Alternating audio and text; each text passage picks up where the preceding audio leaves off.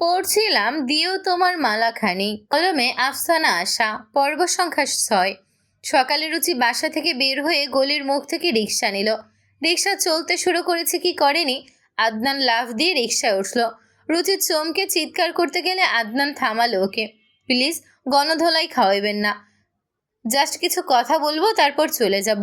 রুচি ক্ষিপ্র গলায় বলল, তোমার মনে হচ্ছে না এটা হ্যারাসমেন্ট? না, মনে হচ্ছে না।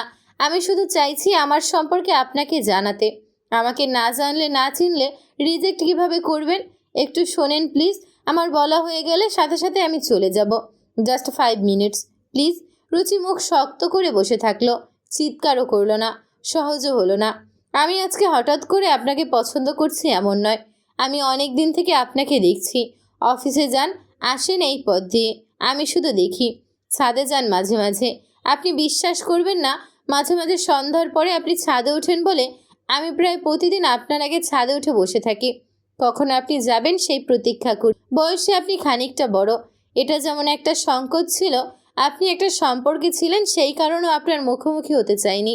তবে খুব ইচ্ছে করতো আপনি এই গোপন অ্যাডমায়ারকে চেনেন, মনের কথা জানাতে ইচ্ছে করতো। আপনার প্রতি আমার অনুভূতি কতটা প্রবল, খুব দুঃসাহসী হয়ে শুধু এইটুকু বলতে চাইতাম। শুধু শুধু আপনি বিরক্ত হবেন ভেবেই নিজেকে দমিয়ে রেখেছিলাম। আপনি যেদিন ওরকম করে কাঁদছিলেন, আমার ইচ্ছে করছিল আপনার চোখের পানি মুছিয়ে দিতে। দুঃখ একদম মানায় না আপনাকে। শুনতে খুব স্বার্থপর শোনাবে, একই সাথে আমি ভীষণ খুশি হয়ে উঠেছিলাম। আমার মনে হচ্ছিল এটা আমার জন্য ব্লেসিং। আমি আপনাকে পাবো বলেই অন্য কেউ আপনাকে ফিরিয়ে দিয়েছে। এই অঙ্ক স্বর্গে মেলানো হয়েছে। জিজ্ঞাসা করতে পারেন বয়সের সংকোচ এখন মিলিয়ে গেল কিভাবে? এর উত্তর নেই আমার কাছে। আমি শুধু জানি আমার কাছে কোনো কিছুই আর কোনো বাধা নয়। হিমালয় এসে সামনে দাঁড়ালেও সেটাকে ঘুরিয়ে ধুলো বানিয়ে দিতে পারবো, শুধু আপনি হাতটা বাড়িয়ে দিলে। রুচির কিছু বলা উচিত, কিন্তু ও পারল না। এত তাড়াতাড়ি কাউকে গ্রহণ করা যায় না, আবার এরকম আবেগপ্রবণ স্বীকারোক্তি প্রত্যাখ্যানও করা যায় না। অপ্রত্যাশিত আর নাটকে পরিস্থিতিতে পড়ে রুচি চুপ থাকাটাই শ্রেয় মনে করল। পরে এক সময় ছেলেটাকে বুঝিয়ে না করে দেওয়া যাবে। আদনানের যা বলার ও বলে দিয়েছে। সে বিপুল সাহস সঞ্চয় করে জবানবন্দি দিতে এসেছিল, তা তলানিতে এসে ঠেকেছে। বুক কাঁপছে তো বটেই, হাঁটু দুটো একটার সাথে আরেকটা ঠুকঠুক করতে শুরু করেছে। প্রচণ্ড নার্ভাসনেস সামলাতে ব্যস্ত হয়ে পড়ল। তারপর কথা শুরু করলো ধীরে, বেশ কিছুটা সময় নিয়ে। আমার সংকোচের আরেকটা বড় কারণ আছে। বলার পরে আপনি ইচ্ছা করলে আমাকে মারতেও পারেন, আমি মার ঠেকাবো না। আদনানের হাসি কান পর্যন্ত পৌঁছালো। মজার কোনো রসিকতা করার ভঙ্গিতে বলল, আমি কোনো ব্যাংকে চাকরি করি না, কোনো কর্পোরেট আইডি কার্ড নেই আমার, সরকারি চাকরির চেষ্টা করিনি কখনো। আমার আব্বু আমার বক্তব্য অনুযায়ী ভাদাইম্মা, শুদ্ধ বাংলায় বেকার, টোটো করে ঘুরি। রুচি কৌতূহলী হলো। আদনান মাথা নাড়িয়ে বলল, আমি ফাইবারই কাজ করি, ফ্রিল্যান্সার। এই শব্দটার পরে একটু থামলো, কারণ বাংলাদেশের সামাজিক প্রেক্ষাপটে এই শব্দটার সঙ্গে অনেক প্রশ্ন পরপর এসে যায়। স্থায়ী তো, কাল পরশু কাজ থাকবে তো, এটা কি আসলেই কোনো কাজ? আদনান নিজেই উত্তর দিতে শুরু করলো, আমার বয়স 27, ফাইবারে কাজ করছি প্রায় 4 বছর। প্রথম বছর তো অতখানি সিরিয়াস ছিলাম না, বাবার টাকায় খাই ঘুমাই, পয়সার টানাটানি থাকতোই। আর 10টা ছাত্রের যেমন থাকে। টাকা কামানোর আগ্রহেই একটা অ্যাকাউন্ট খুলেছিলাম। অল্পদিন বেসুমার আগ্রহ ছিল, তারপর অল্প স্বল্প। গ্র্যাজুয়েশন শেষ করে চাকরি পাই না, প্রবেশন পিরিয়ডে 8,000 অফার করে। ওতে তো আমার কিছুই হবে না। তখন ফ্রিল্যান্সিংটা সিরিয়াসলি নিই। প্রোফাইল ততদিনে এনরিচ হয়েছে, টুকটাক কাজ করে ভালো রিভিউ পেয়েছি। তবে শুরুর দিকে ইনকাম ছিল ভয়ানক, মাসে কখনো 5,000, কখনো কিছুই না। তখনও বাসার সবাই বলতো, আর কতদিন এই অনলাইন খেলবি? টিটকারি কম শুনিনি। মৃদু হাসলো আদনান। রুচিরও কৌতূহল বেড়েছে। আদনানের স্ট্রাগলের গল্প শুনতে আগ্রহ হচ্ছে। আদনান আগের কথার লেজ ধরে বলল, কিন্তু ধীরে ধীরে একটা জায়গায় দাঁড়িয়েছি। আমি মূলত কন্টেন্ট রাইটিং আর ব্র্যান্ড স্টোরি লিখি, বিদেশি ক্লায়েন্ট সব। এখন গড়ে মাসে 50-60 মতো আসে। রুচির চোখে সামান্য বিস্ময় ফুটে উঠল, কিন্তু খুব দ্রুত ও সেটা ধামাচাপা দিল। আদনানি বলল, গড়ে বলছি কেন? এই কথাটা খুব জরুরি, কারণ এটা আপনাদের মতো বেতন না। কোনো মাসে 2 লাখ 2.5 লাখ হয়, আবার কোনো মাসে 10,000-এ নেমে আসে। কাজ রেগুলার কিন্তু গ্যারান্টেড না। আদনান রুচির চোখের দিকে তাকালো। ফ্রিল্যান্সিংয়ের সবচেয়ে বড় সমস্যা হলো সম্মান নেই আর সিকিউরিটি নেই। অসুস্থ হলে ছুটি নেই, কাজ না করলে আয় নেই। আর আত্মীয় স্বজনের কাছে আমি এখনো ওই তো ইন্টারনেটে কিছু একটা করে। আদনান একটু থেমে যোগ করলো, কিন্তু আমি নিজের খরচ নিজেই বেয়ার করি। আমার রেন্ট, খাবার, সেভিংস সব আমিই চালাই। ইমার্জেন্সির জন্য ফান্ড আছে। আগামী 6 মাস কাজ না পেলেও টিকে থাকতে পারবো, এই হিসেব করে চলি। আব্বু আম্মুকে গিফট দিই, ফিক্সড কিছু দিতে পারি না, কিন্তু বড় একটা অ্যামাউন্ট পেলেই আব্বুর অ্যাকাউন্টে কিছু ট্রান্সফার করে দিই। আমার ছোট 2 ভাই বোন আছে। ভাই পিঠাপিঠি, চিটাগং ভার্সিটিতে পড়ছে, মাস্টার্স শেষের দিকে। বোনটা এবারে এইচএসসি দেবে, ওদেরকেও প্রয়োজনীয় খরচাপাতি দিই। আমাকে একদম ইরেসপন্সিবল ভাবার কোনো কারণ নেই। আমার কোনো বদ অভ্যাস নেই, চা বিড়ির খরচ নেই, বাজে খরচও করি না। টাকা জমা থাকে। যেভাবে এখন কাজ করি এরকম করতে থাকলে 1 বছরেই ঢাকার প্রাইম লোকেশনে একটা ছোটখাটো অ্যাপার্টমেন্ট কেনার ডাউন পেমেন্ট দিয়ে দিতে পারবো। আদনানের গলা নরম হয়ে এলো, খানিকটা ভাঙা ভাঙা শোনালো। আমি জানি এটা ট্রেডিশনাল নিয়মের কোনো চাকরি না, এটাও জানি অনেকে এটাকে নিরাপদ ভাবে না, কিন্তু আমি কোনো মিথ্যে বলতে চাইনি। আমি শুধু সত্যিটাই বললাম। আমি কি করি, কতটা অনিশ্চয়তা আছে, মাস শেষে আমি পে চেক পাবো কিনা, কিন্তু নিজের পায়ে দাঁড়াতে শিখেছি। ঝুঁকি নিতে ভয় পাই না। আর দায়িত্ব, আপনার সগ্র আপনার সব রকমের দায়িত্ব নেওয়ার জন্য আমি প্রস্তুত আছি। রোদ ওঠেনি আজ, হুট করেই তাপমাত্রা গেছে। শীত পুরো মাত্রায় এসে পড়েছে মনে হচ্ছে। আদনানের গায়ে হুডি, মাথা ঢেকে নিল সেটা দিয়ে। 2 হাত ঘষে গরম করার চেষ্টা করতে করতে বলল, যতটা শীতে কাহিল হচ্ছি তার চাইতে ভয়ে বেশি নাজিহাল।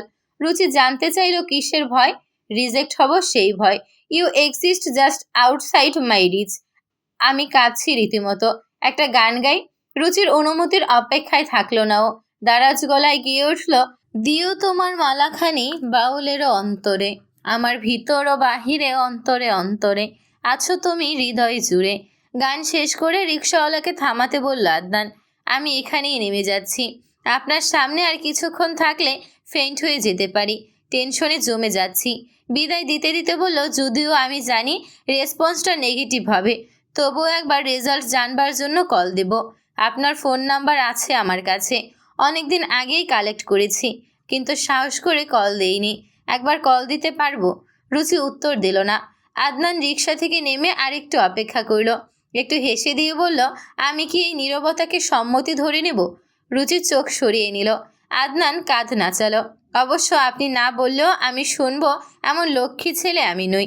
আপনি হ্যাঁ বলবেন বা না, কয়েকটা গালাগালা করতে পারেন, আমি কল করবই। আমার গরজেই করব। আপনার গালাগাল শুনতে হলেও ফোন করব। রিসিভ করবেন প্লিজ, না হয় সত্যি সত্যি গালাগাল করে দিন। বাপমা 14 পুরুষ তুলে গালি দিন। তবুও রুচি কিছু বলল না। শত কষ্ট থাকলেও পুরুষ মানুষকে অফিস যেতে হয়, কাজ করতে হয়, দায়িত্ব থেকে পালালে চলে না। নির্ঘুম রাত কাটলেও অফিসের জন্য ঠিক ওই সময় মতো তৈরি হয়ে গেল তৌহিদ। ওকে নাস্তা দিতে দিতে তাহমিনা বলল, কালকে নাকি রোশনি কল দিয়েছে, তুই কথা বলিসনি ওর সাথে। ওর বাবা কল দিয়েছিল তোকে, সেটাও ধরিসনি। আমার সাথে কি কথা? যা বলা তোমার সাথে বললেই তো হলো। ডিসিশনের কর্তা তো তুমি।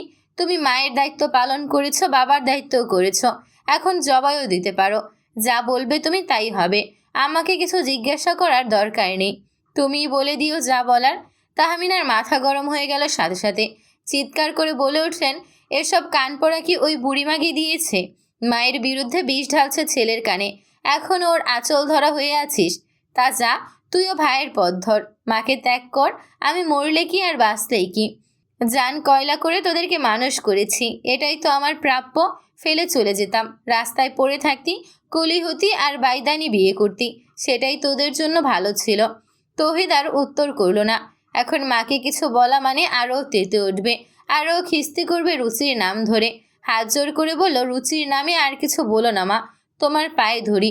ও নিজেই সরে গেছে, আমাকে স্পষ্ট জানিয়ে দিয়েছে আমাকে আর কোনো প্রয়োজন নেই ওর। ঢং, সব ঢং। ঠিক জানে মুখ ঘুরালেই তুই পেছন পেছন কুত্তার মতো দৌড়াবি। ভং সব। বড় মাছ খেলিয়ে তোলার বুদ্ধি। ওই 72 বুড়ি কত ছলাকলাই জানে রে। এই জন্যই রোশনির সাথে কথা বলা বন্ধ বুঝি? ঠিক তাই, আমার পেটের ছেলে, আমি তোকে চিনি না, এখনই ছুটবি ওই বুড়িটার পেছনে? মাফ চাই মা তোমার কাছে, আমাকে মাফ করতে পারো? এখনই রোশনিকে কল দিয়ে নাক্ষত দিয়ে নেব। খুশি? তাহমিনা মুখ ঘুরিয়ে নিলেন। তৌহিদ অফিসে যেতে যেতে রোশনিকে কল দিল। রোশনি ঘুম ঘুম গলায় বলল, রাতে কল দিয়েছিলাম, রিসিভ করেননি, ব্যাকও করেননি। সন্ধ্যায় শাড়ি পরে ছবি দিলাম, একটা কমপ্লিমেন্ট তো দেননি, কিছু বলেননি। সিন করেছেন কিন্তু ভান করেছেন দেখেননি। তৌহিদ রেগেছিল, বিরক্ত হয়ে গেল সহজেই। বলল, এইটুকুতেই এত রাগ? মাকে নালিশও করে ফেলেছ, এখন কতবার কল দিয়ে যাচ্ছি ধরছ না? শোনেন মিস্টার, মাকে আমি নালিশ করিনি, উনিই ফোন করে জিজ্ঞাসা করেছিলেন আপনার সাথে কথা হয়েছে কিনা, প্রতিদিন কথা বলি কিনা। তখন বলেছি আর রাগ করব না। করব তো।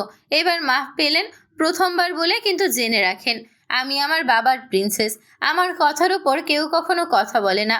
আমি এক ফোঁটাও অবহেলা সহ্য করব না। একদম সাবধান, কল দিলে সাথে সাথে রিসিভ করবেন। সে কোনো মিটিংয়ে আছেন, হাতি ঘোড়া করছেন, সেসব শুনবো না। যদিও আমার কল না ধরেন তাহলে কি হবে? আর ভালোবাসবো না। এখন বুঝি ভালোবাসো? রোশনি লজ্জা পেল, কথার পরে কথা এসে গেছে। এভাবে বলার উদ্দেশ্য ওর ছিল না। মুখ ফসকে বলা কথায় লজ্জা পেয়ে গুটগুট করে বলল, জানি না। জান। একটা ভয়ঙ্কর রাত পার করেছে তৌহিদ, অসহ্য লাগছিল। মায়ের সাথে সকালের বাক্য আলাপও চাপ দিচ্ছিল মাথায়। রোশনির সাথে কথা বলতে বলতেই কষ্টগুলো মিলিয়ে যেতে শুরু করলো। মনের অজান্তি উৎফুল্ল হয়ে গেল। হাসতে হাসতে বলল, না, জানতে হবে, এড়িয়ে যেতে দেব না। উত্তর দাও, বলো ভালোবাসো। আসলে মানে এই মনে করেন একটু একটু, একটু, শুধু একটু। তাহলে যাও, আমি রেখে দিলাম ফোন। রোশনি বাধা দিল, না না, একটু না, একটু না, অনেকখানি, অনেকখানি।